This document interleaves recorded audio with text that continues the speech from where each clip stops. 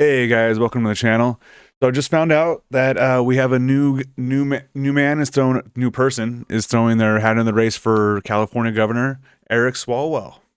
He announced it on Jimmy Kimmel last night, and I gotta say, I'm not mad about that. So on the Democrat side, the front runners, Katie Porter and Javier Becerra, and now Eric Swallwell. So Katie Porter, I agree with her on 99% of the things. But just kind of her way she kind of carries herself and just the way she is, I'm not super into it. Becerra, he's a mixed bag. He is running as the healthcare governor, and as someone that, healthcare is one of the main reasons why I vote Democrat. That resonates with me. On the other hand, as important healthcare is right now, unfortunately, our biggest problem is the president of the United States. And no one has gone to bat against the president of the United States more than Eric Swallwell. And over the years, this guy is, I've just grown to like him and appreciate him, and I'm glad he's on our side, Democrat side, the Team Blue. So anyway, without further ado, let's see what he has to say real quick. I want to introduce everyone to Swalwell if you haven't really heard from him too much. He's a good guy, and he went on Kimmel too. That's literally the best way to do it, is to go on Jimmy Kimmel to announce that you're running for governor. That was a very Eric Swalwell thing to do.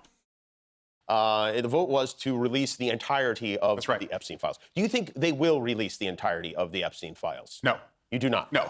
I don't trust this guy for one moment. In fact, he has acted this entire time like somebody who really has something to hide. But sometimes, not most of the time, but sometimes enough public sentiment can be built and some measure of justice can be brought. And the public sentiment is what drove my Republican colleagues to do the right thing, not because of anything inside them, and certainly not because of anything from the president. See, I see. Except for a couple of Republican colleagues who seemed like they were voting with you all along. And the most unlikely of the colleagues, most unlikely, the most puzzling woman of the year, Marjorie Taylor Greene. Yes.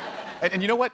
I will take her in our coalition if it helps people. Like the next discharge petition, by the way, that's what forced this vote, is to lower health insurance costs. Yeah. Which is crazy that they would want to let that lapse. And if she wants to join our coalition, I can put the crazy aside and bring her under the tent. And we need to be more open to people who are willing to do that. But it just shows like there is strength in numbers against this guy, right? Like he wants to pick you off one by one. And the four of those who stood up against him, they can go get more friends and show that we are stronger together. But if they just shrink and they hide and they allow themselves to be picked off, that's when he's stronger. And with the Epstein vote, we showed that we and justice and those victims were stronger. And yet, you don't feel like necessarily, you're not convinced that we are going to get to see everything. Is it possible that Trump didn't do anything, that he is not guilty of anything in these files that we're going to see? So I was a prosecutor up in Oakland, and we would tell every jury whenever you had like a defendant who went out of their way to like destroy evidence or conceal evidence or hide evidence, that's a consciousness of guilt. And you can use that behavior to imply or infer they did something wrong. I'll just say this. He's not acting like somebody who has nothing to hide, and we shouldn't take him at his word. But this, to me, is just a motivating factor for why we have to be in the majority. The majority matters. It means... I agree with absolutely everything that he's saying. That's the main thing. I just want to say one thing again about Epstein, is that Democrats, we weren't really like super worried about it. Just because the Epstein is just very muddy waters. It's not like we have video of people having sex with minors. Even if we did, how do we prove that exactly? Like, it's really hard to get anyone, busted for this. But MAGA, after all those years just crying about the Epstein files, and then they get into government and they do nothing about it. It is just, just the way the GOP is acting about not releasing the files, it's all just very fishy. So the way they overreacted or underreacted, depends on how you say it, is the reason why now we're just kind of like, well, why you guys acting so weird about this? That's all we're really coming from on that. Subpoena power, accountability, power of the purse. And these guys, they think they're invincible. They think either they're never going to lose an election because they'll try and rig them and make it harder to vote, or two, that when we get into the majority, we won't have the balls to hold them accountable. We have to show them they're going to be in the witness chair. I hope everything they've done, every deal they've struck, every university president that they've picked off, every entertainment company that they've tried to work with, I hope all those deals are clean, because it's all coming out. How many people, and maybe you don't know the answer to this, maybe you do. How many people do you think have seen the contents of those files? I would say probably fewer than 20. The way these investigations... That many? But it's also There's no chance in hell that the Trump administration hasn't already done dozens, if not hundreds, of illegal things, and there's dozens, if not hundreds, of people that work for Trump that may be legally liable for a few things. I mean, that's pretty small, right? And most of these prosecutors will keep an oath, to the investigation and not release it, even as they see, the president just lying openly about his own involvement. But when you zoom out, I think it's important to recognize that there's an even bigger issue at stake here, right? That he's trying to bury the Epstein files when people just wanted him to lower costs, and we're in a place now where if you go after him, he weaponizes his DOJ to go after you. If you make a joke about him, he tries to take you off the air. And if you're a governor of a blue state and he doesn't like you, he goes after your cancer research funding. And Jimmy, I have to tell you, he's going after our cancer research funding in California. We've got some of the best research universities in the world. It's a little personal to me. You lost your best friend last week. I lost my best friend 2 months ago. My mom passed, and she passed from cancer.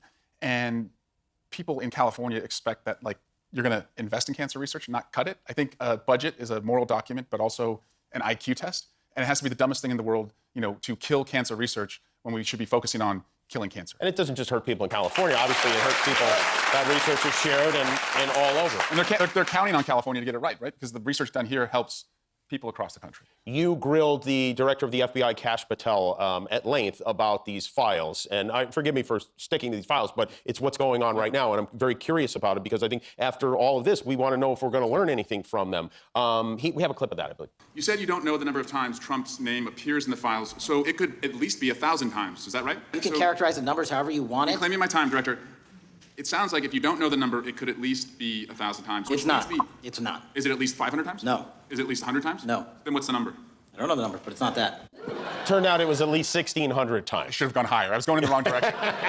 So he's seen these files. He knows what the answer is, or at least he has a general idea. I'm sure he didn't count it up with an abacus or something like that. And he's got the shovels out, with everyone else there to try and bury them because, again, this is to the MAGA movement. If you're making a cake, this is a main ingredient. This is the flour. And they're demanding it. And they ran on this that every villain in their universe was going to be in the files. And it turns out the guy who's mentioned the most, is the guy they work for. So I wouldn't count on them one bit. So that's why, to me, it's support, the survivors.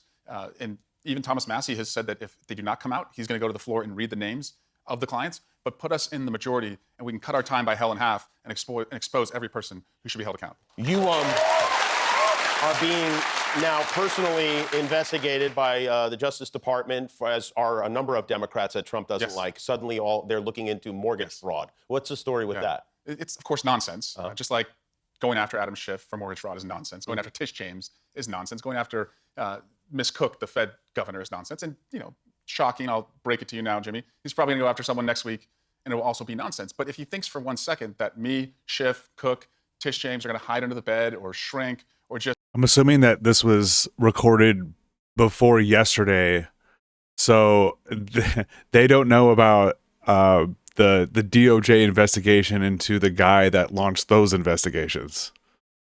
Go quiet. We're not. We're not. And what the American people are saying right now is they want Donald Trump out of our homes, out of our streets, out of our lives, and out of this studio. Period. I think he wants out of the studio, too. Yes, he does. When we were pulled off the air, you and your colleagues supported us, and I appreciate that enormously. There you are, all wearing the hats. That felt good to see, I will tell you. I appreciate that. But, the way you're talking, I think there's, we all have this hope that this is going to end and that things are going to get better, and yet it just is hard to imagine that happening. What do we do? What are we going to do? How do you stop this? Well, I'll tell you what I'm going to do. I love California. It's the greatest country in the world. Greatest country in the world. But that's why it pisses me off to see Californians running through the fields where they work from ICE agents or troops in our streets. It's horrifying. It's horrifying. It's absolutely Or cancer research horrifying. Being canceled. It's awful to look at. And our state, this great state, needs a fighter and a protector, someone who will bring prices down, lift wages up. And we can say that we're the 4th largest economy in the world, and we are, and I love to brag about that. But what does that mean if you can't afford to live here? So I've been in these fights as a city council member up in Dublin, my hometown, as a prosecutor in Oakland, and taking on the most corrupt president ever in the US Congress. But I'm ready to bring this fight home. So I came here tonight, Jimmy, to tell you and your audience that I'm running to be the next governor of California.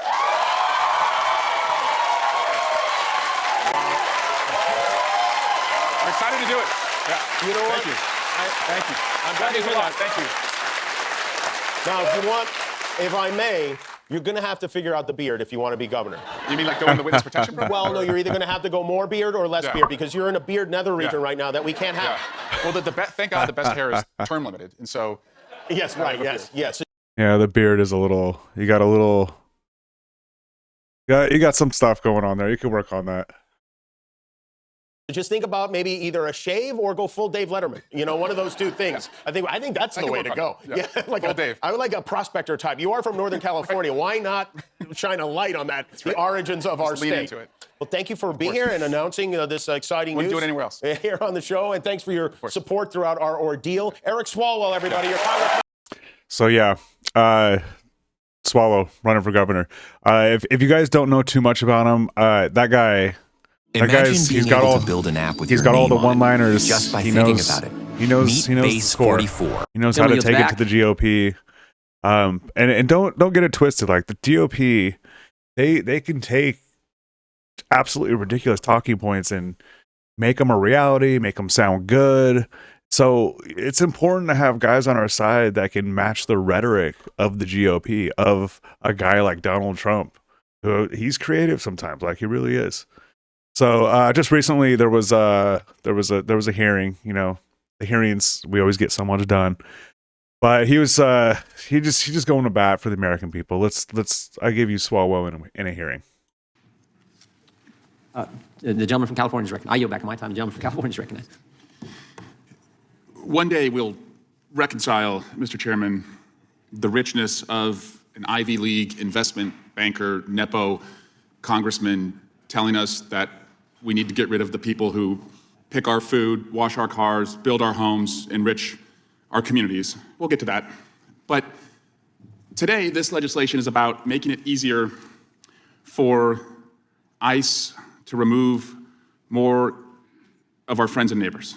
And I guess the question I have is it really that hard for you right now?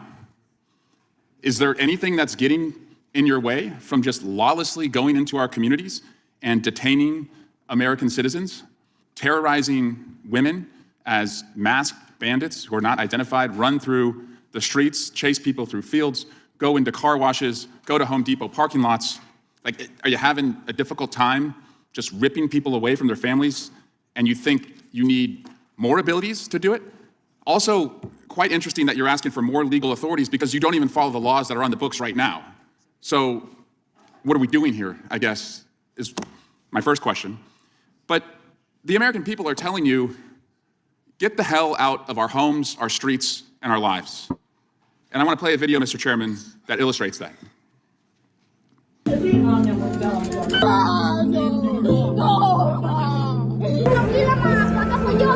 was going to school. When the spray hit Veraza on the side of his head. Mama, you okay, Mama? You okay? Are you okay? The American people were promised that. I'm assuming we're all seeing the videos on our social medias of innocent people that are apparently here illegally, just being absolutely brutalized by massless authority figures that will probably, most of them, never be held accountable for the lawlessness, for the aggression, and the way they have been treating the American people. It is disturbing, and everyone involved should be ashamed, and their families. And I can tell you straight up, if there's anybody that I knew that was doing those things, shame on you. Shame on you. The most violent individuals would be removed. And instead, we've been given this. You even deported a child, U.S. citizen, fighting cancer. You deported Miguel Lopez, my constituent, who's been in the country for almost 30 years, worked at a local winery, sent his kids to the high school in my hometown. And he showed up to his immigration proceeding following the law, and he was picked up by ICE and sent to Mexico. And every Sunday night, his wife Rosa and their family look at an empty chair where Miguel used to sit for 30 years with his family. What did we get out of that? Can you imagine that, showing up to your green card hearing? Boom, deported. Boom, arrested and sent to Alligator Alcatraz. You're doing what you were supposed to be doing. Who's better off because Miguel, who was following the law, is not in our community? But earlier this month, the American people from Virginia to New Jersey to Pennsylvania, all the way out to California, sent a message that a reckoning is on its way, that accountability is coming. And this lawlessness that's gone unchecked, a lot's going to change. The masks are going to come off. Officers will identify themselves. And Kristi Noem and Tom Homan, you should familiarize yourself with the four corners of this room. You're Kristi damn Noem right. and Tom Homan, get to know that witness chair. You're damn right. You're going to be parked in it for a long time. You're going to have a lot of questions under oath with the subpoena power. And I hope what you're doing is clean and can withstand the scrutiny that everyone on this side of the aisle is going to bring. You think we won't do it. You think you're invincible. You're wrong. Accountability is coming. You've got about a year, and I yield back.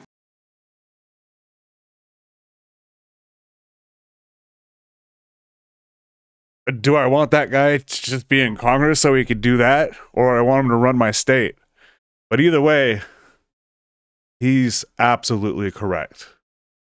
All these everyone in the Trump administration is committing crimes right now. Like every single one is committing a crime one way or another. From the ag secretary to the Department of Education to the president, all committing crimes on a nearly daily basis at this point. Justice will come for them one way or another.